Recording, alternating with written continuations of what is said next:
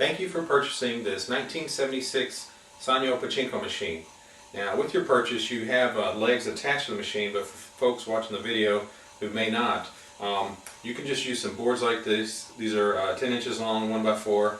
You screw them into the bottom of the machine. They act as a base so it doesn't tip over. You can also put it in a cabinet. We sell some cabinets for that. Now we'll walk through some steps that'll show you how to get your machine up and running and ready to play. One of the first things you want to do is make sure that your ball drain lever is in the right position. There's a metal rod here, and if your machine was missing the metal rod, there's at least a metal tab here, and you need to slide that tab over to the left, either by pulling on the rod or pulling on the tab.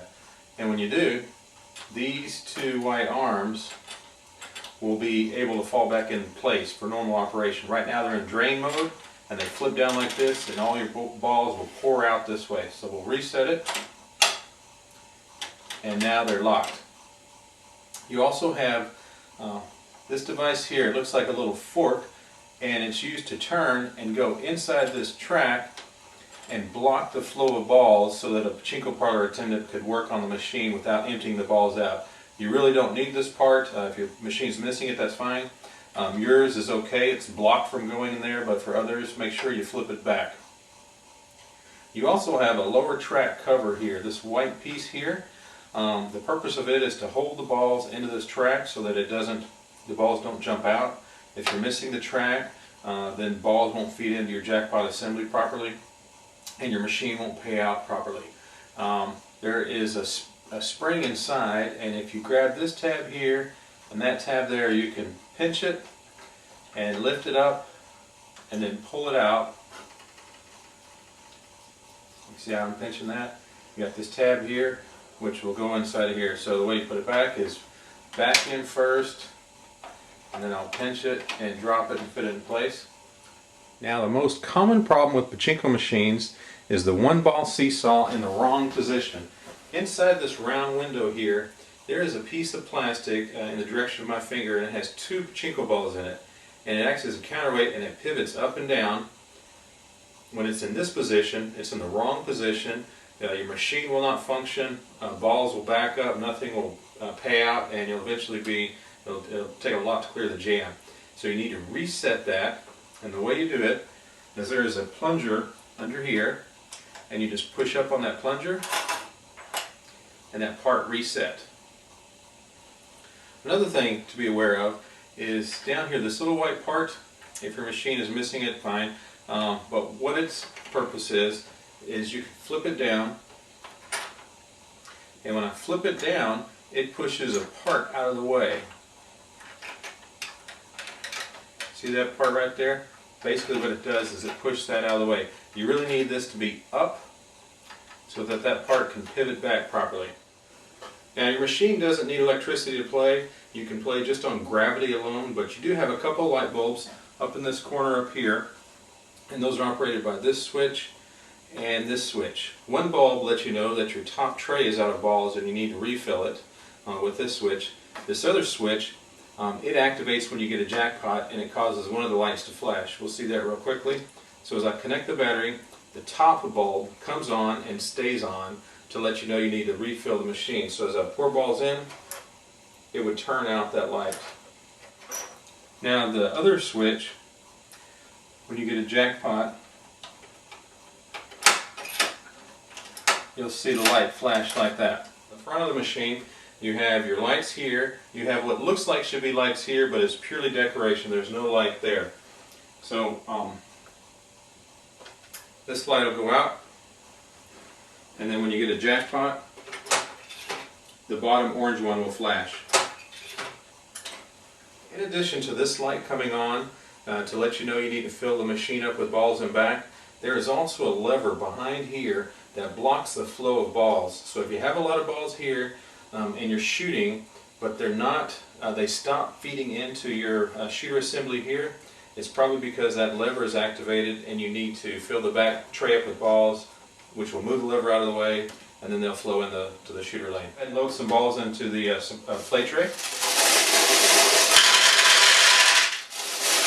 When we pour balls into the supply tray, they will run down this track, make this turn, come down this track, and then enter into your jackpot assembly where they'll wait until you get a jackpot.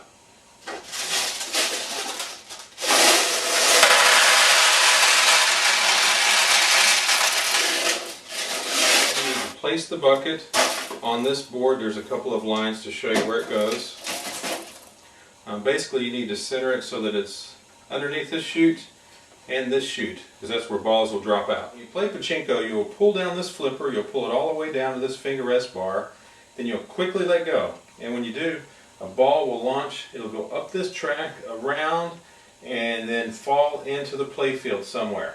Now depending on how far you pull it down, that's how much power you'll have through a spring to launch the ball. If you do it too hard, it'll come across and it'll hit this swing, knock it out of the way, and then the ball will either bounce back into the play field or it'll drop down what's called a foul lane, and then it'll return back to you. That's to encourage you to not just beat it all the way down, but to pull back part way and aim and try to get it to go through the middle. You have your main attraction here, you've got tulips here, and you've got some fixed pockets. The way these tulips work is when a ball goes in them, if they're closed, they'll open, and if they're open and a ball goes in, they close. Also, if you get a ball to go in through the center, it has features where if there's one of these that are closed, it'll open it up. No matter where the ball goes, any of these pockets, the exact same thing happens. You'll get a payout of balls, the bell will ring as the balls fall down and hit the bell, and the lights will flash. And you have these spinners here that just redirect the ball. Now if you don't get a ball to go into one of those, it'll exit through here and fall back into your bucket. Let's go ahead and shoot. The first time you load the machine and the first shot you take, nothing will happen because it's loading a ball into the shooter lane. Now we'll go again.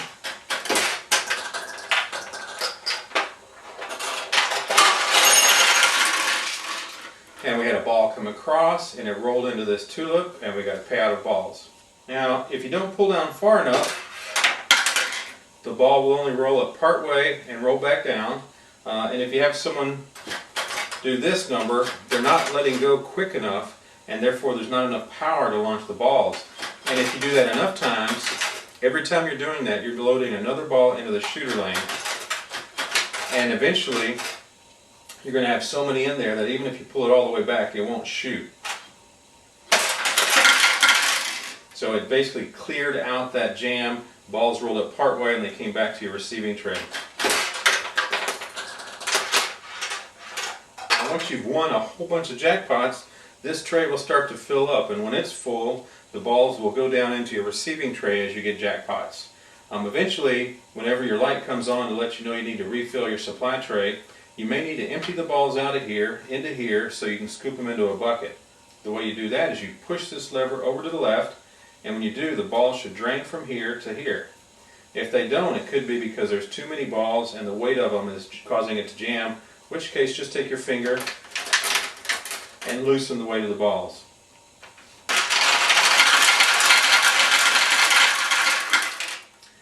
You also, even if you loosen the weight and they don't flow, you might have to pull down the flipper to get them to flow down. Let's take a look at what happens when you get a jackpot. Right behind my finger here, there's a dark hole. That's a hole in the front where you get a jackpot. So I'm going to drop a ball in that hole. It's going to fall down, and then it's eventually behind this plastic. It's going to run into the seesaw. The seesaw will tip down, letting the ball flow out. It'll come over here. It'll land on a lever here, and it'll push that lever down. Actually, first thing it'll do is it'll push this plastic out of the way. Then that lever, which goes all the way across, will pivot down. When it pivots down, there is a rod over here behind this plastic. It'll push that rod up. When it pushes that rod up, it'll pivot all of this linkage, which comes over here to this white arm, allowing that white arm to lift up. And when it does, the balls that are there will fall down. They'll hit an arm back here, which will pivot down, and then the balls will come across, hit this bell here, and then go into your play tray out front.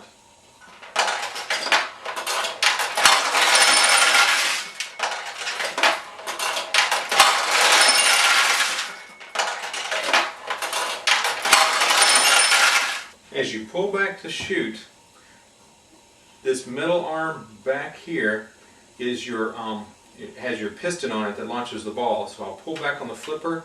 You see that middle arm moving back. This spring here is the hammer that actually, the piston that actually hits the ball. This white part is moving because there is a wire attached from here on up, and that wire is what's moving this white plastic piece. That's your ball load lever, and that's what loads the ball into the shooter lane. So we'll pull back.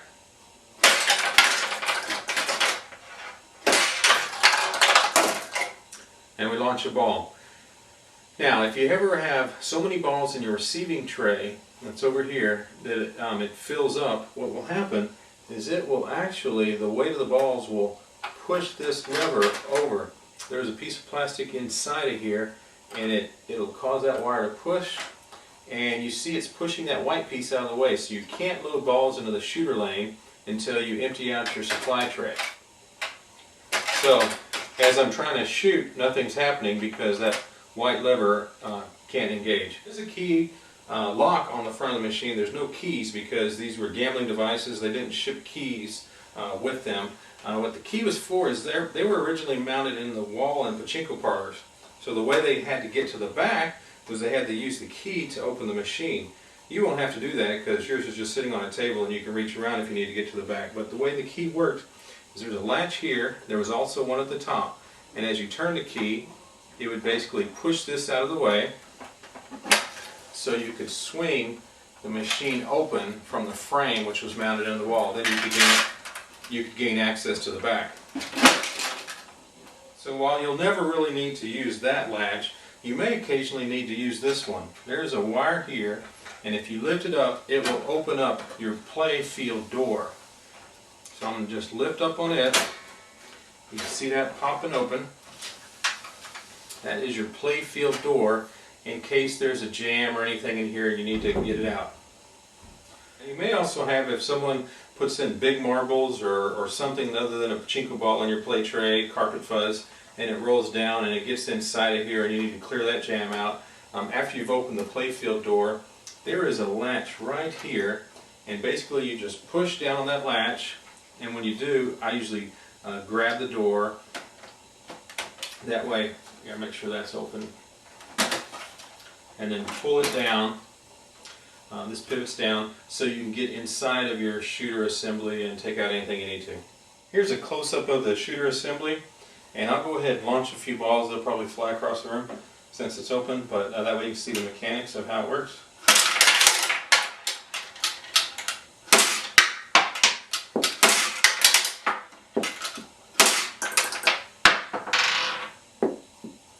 And this red part here, that's the lever that if you don't have enough balls in your tray and back,